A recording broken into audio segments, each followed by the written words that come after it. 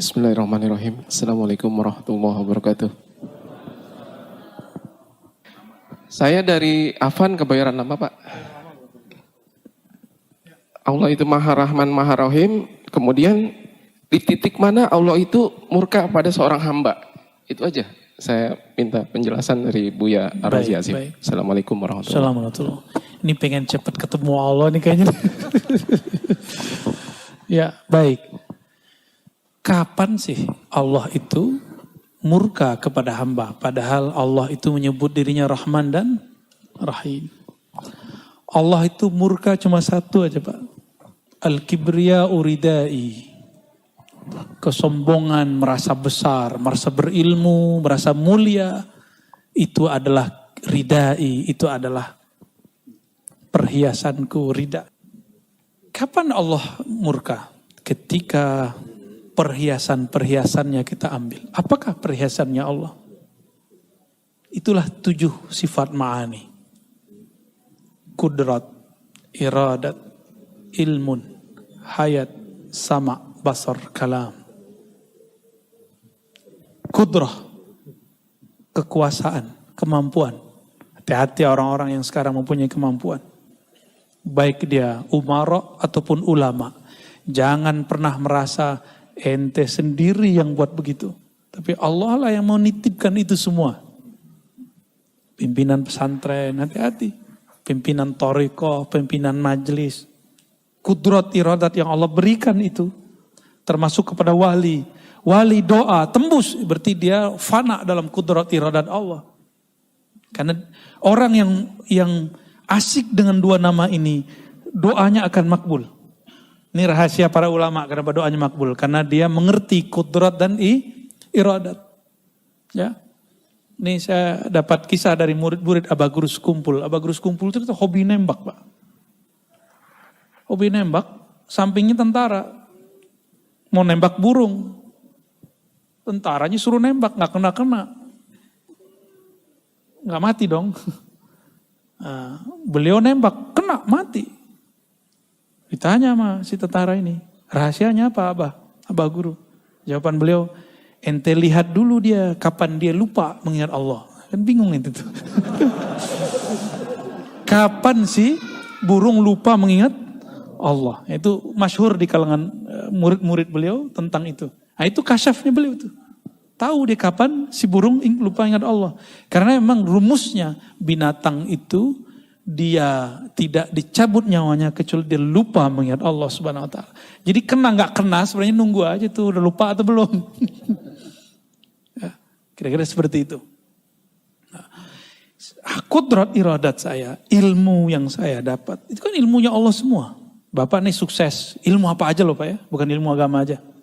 Ilmu ngurus sesuatu, lawyer dengan ilmu pengacaranya, ilmu hukumnya, ya, hakim dengan ilmu kehakimannya, pemerintah dengan ilmu politiknya, semuanya. Ulama dengan ilmu keagamaannya sama aja. Nah, ini contoh saya merasa saya yang berilmu. Kalau nggak sama gue nggak jadi. Tuh dulu murid gue tuh, kalau nggak sama gue nggak jadi dia tuh. Ya kalau ada yang begitu Pak, lewat sudah. Itu bukan ilmu dia. Dan dia bukanlah orang yang membuat si murid jadi. Apa buktinya? Saya punya murid di satu kelas. Dari 40 murid, kenapa cuma 5 orang yang jadi? Padahal jamnya sama, tempatnya sama, kitabnya sama, gurunya sama, ocehannya sama. Tugasnya sama, ujiannya sama. Karena memang Allah pilih. Ini Allah kasih, ini Allah enggak Allah kasih. Gitu ya. Maka caranya supaya tidak dimurkai Allah, jangan anggap yang 7 itu Allah pinjamkan kepada kita. Ya. Ilmu, hayat, hidup, sama, memandang, mendengar, kalam, berkalam. Semua itu pinjaman dari Allah. Inilah yang disebut amanah. Jadi apakah yang diamanahkan Allah? Inilah perhiasan-perhiasannya. Jangan pernah merasa ini milik kita. Siapa yang mengakuisisi milik Allah, maka Allah murka kepadanya. Dulu iblis Azazil ingin mengakuisisi kolbu manusia. Kolbu itu kan tempat Allah memandang. Yanzuru ila qulubikum. Allah memandang ke dalam kolbu. Itu bahasa hadis. Kalau bahasa ma'rifatnya, Allah bersemayam ke dalam kolbu hamba. Bukan berarti Allah menempati kolbu, bukan. Bersemayam di situ istiwa. Memandang dengan rahmatnya. Meliputinya. Kan istiwa artinya, bersemayam itu artinya meliputi. Dan kolbu itu lebih luas dari langit dan bumi. Maka disebutlah kolbu itu arsullah. Kolbu itu seperti aras pada langit bumi. Tapi kolbu bukan aras. Ingat, kolbu bukan aras. Ketika syaitan, iblis mengatakan, ya Rabb, izinkan aku menguasai kolbu Bani Adam walaupun sesaat. Itu dia mau akuisisi kolbu manusia, enggak diizinkan. Inilah asbabul wurudnya. Kenapa kemudian iblis hanya diizinkan mengalir di semua darah. Inna syaitan yajri majrad dam. Tahu hadisnya? Sesungguhnya syaitan mengalir di setiap pembuluh darah, tapi tidak diizinkan masuk ke dalam kolbu. Dia cuma bisa ngirim pesan was-was. Makanya orang kalau was-was, jantungnya berdebar. Nggak nyaman aja. Nah, kalau itu terjadi, baca ta'awuz, lalu syahadat.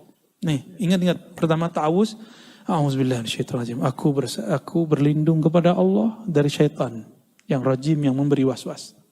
Lalu syahadat, asyhadu an la ilaha illallah. Kalau hafal, baca surah Al-Hadid ayat 3 7 kali. Huwal awwalu wal akhiru wal zahiru wal batinu wa huwa bikulli syai'in alim. Dipahami maknanya. Dialah yang maha awal, semuanya bersumber darinya. Dialah yang akhir, semuanya abadi, semua yang dari Allah abadi. Selain Allah tidak ada yang abadi. Ya.